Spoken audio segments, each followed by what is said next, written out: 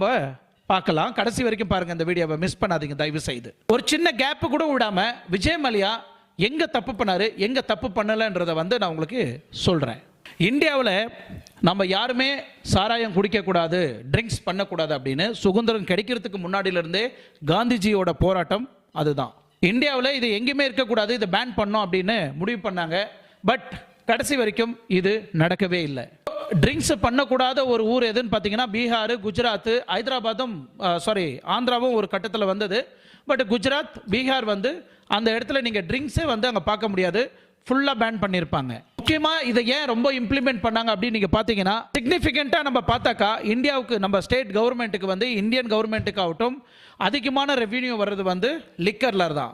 ஒரு விஷயம் அந்த காலகட்டத்தில் எப்படின்னா, இந்த மாதிரி யாராவது லிக்கர் பிஸ்னஸில் இருந்தாக்கா தலை குனிஞ்சு தான் நம்ம போகணும். அந்த ஒரு காலகட்டமும் இருந்தது. ஏன்னா சாராயம் விற்கிறவனா இவன் போய்